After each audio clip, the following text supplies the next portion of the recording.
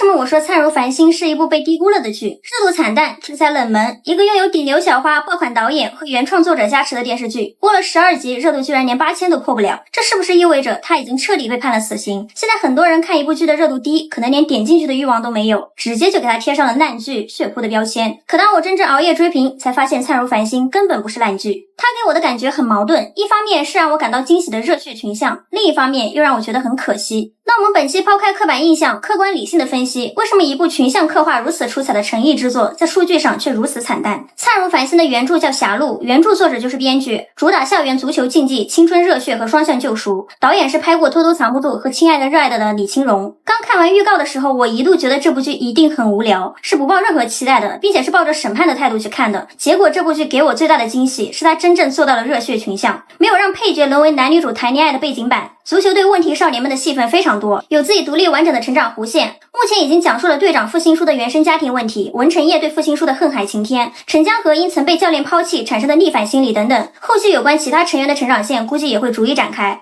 那足球竞技是这部剧最大的主线，也是我觉得最好看的部分。喜欢群像剧的人一定会喜欢这部剧的。内娱已经很久没有这么纯粹的青春热血番了，上一次这么热血的还是旋风少女。这种类型的剧搞不好就会很尬很中二，但是这部剧完全没有，它把属于校园的少年义气、冲动轻狂拍得刚刚好，比较偏生活化和日常感，对足球竞技的刻画也没有浮于表面，而且我觉得这部剧的细节和铺垫做得蛮好的。还有一名队员陈慧都没到，在田径队练习。家草地边集合。走，走，老大。对不起，来晚了。归队。老师，教练，我想了很久，之后的训练我可能不能参加了，因为田径队有训练我要参加。师傅，微信扫码多少钱？我有现金。有现金啊？另外，这部剧的 BGM 真的蛮好听的，来感受。那我全了，你好，我才老婆这个娘们为奔向你义无反顾的练习，无所畏惧，因为有你微光回应。灿如繁星。有关女主喊足球队员宝宝的剧情，我其实觉得还好，可能是真的没什么可吐槽的了，所以吐槽的点比较奇怪。结合完整剧情来看，女主不是正编教师，只是体育器材管理员，这群学生也是问题少年，为了拉近和他们之间的距离，这么喊其实没什么。而且这部剧是轻喜剧氛围，剧里有很多梗，就很符合现在学生人人上网的现实。好了，各位宝宝们，坐吧。我才不是宝宝，谁家宝宝一天3顿饭，每顿5碗饭了呀？昨天文成业还帅呢，一天天一个个的鬼迷日眼，猜不透啊。对啊，我们都累成狗了，你和小林老师还在悠哉吃薯片，这换谁都得破防嘛。说上英文我怎么听更听？这就说上英文了，配合度还挺高。听不到。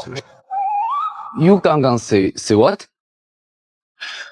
在现在大家上班都很疲惫的时代，这样轻松搞笑的剧，我还是觉得超乎了我的预期的。那既然这部剧群像做得这么好，为什么市场不买账？首先从剧集本身来看，这部剧在编剧和剪辑结构上有着致命的缺点，那就是太贪心了。一部电视剧的叙事篇幅和精力是有限的，主线一定是最重要也是最需要集中的。而灿如繁星是3大主线并行，一条是足球小子们的青春逆袭之路，第2条是男女主双向救赎的爱情线，第3条是男主追查爱徒死因，女主摆脱学术构陷的悬疑线。原著作者全程参与编剧，初衷一定是希望能够保留原著多线并行的结构的，这可以理解啊。但是电视剧和网络小说的观看场景是完全不同的，现在的观众看长剧要的是核心爽点的极致输出。灿如繁星想要讲的东西太多了，导致最好看最吸引人的主线剧情被很大的稀释，一边是校园群像做得非常热血真诚，另一边悬疑部分却极其小儿科，悬疑线的推进逻辑非常单薄，缺少精密的布局，青春线和悬疑线的融合也比较生硬，甚至有点莫名其妙。先是神秘人的物件出现在秦瑶和傅行书的抽屉，后是根据线索来到照相馆，男女主明明是假扮情侣还搞那么正式，女主特意把爷爷奶奶的衣服找出来穿，就是为了带出后面在照相馆回忆爷爷奶奶的剧情，整体观感刻意且全幅，这就导致了一个很尴尬的观剧体验。刚被足球校园的剧情感动，突然开始放男女主神神叨叨的轻悬疑，好在剧情安排上没有频繁的切换频道，但也是很大程度上破坏了整部剧的整体质感和沉浸感。如果能大刀阔斧的砍掉或者弱化这条故作高深的悬疑线，尽可能把大量的笔墨聚焦在主线和男女主的双向爱情上，这部剧的口碑和传播度绝对会比现在好很多。那抛开本身的剧本结构问题，从影视市场的底层逻辑来看，灿如繁星其实是有先天硬伤的。很多人把剧铺的责任推给主演，这其实是很不公平的。就这部剧来看，男女主演技、妆造各方面都是比较自然的。你必须承认，在长剧大盘遇冷的环境下，流量扛剧的红利逐渐失效。新生热血运动题材已经很冷门了，近10年这个题材能够真正做到大爆的，只有当年的旋风少女。而旋风少女的核心是绝对的女主个人成长线，元武道是外壳，骨子里还是强主线的个人逆袭。像灿如繁星这样真正给足配角戏份，让足球小子平分秋色，不给男女主当工具人的纯正群像竞技剧，在市场上属于小众中的小众，再加上整部剧的扛剧和宣发压力全部压在了虞书欣一个人身上，这个时候一部剧想要火，剧集本身够不够有吸引力的重要性不言而喻。如果剧集在前期不能通过强设定或者下沉爽点来冲出圈，那么后期的热度基本无力回天。现在流量生花在挑选剧本时，很少有人会接这种给配角抬轿的剧。该说不说，虞书欣作为头部95花，这资源真的很虐了。愿意接拍这个剧，本身应该就有赌一把和买股的成分。别的不说，这姐心态真的杠杠的，剧圈也是真的敬业。灿如繁星目前的成绩确实不尽人意，但我仍然觉得这部剧是值得一看的。它至少让我们看见国产剧新的尝试，现偶不是只能把镜头对着男女主，内娱也可以拍出真正的少年群像。它的内核也足够真诚，人人皆可灿如繁星，但市场留给实验者的空间确实太过狭窄。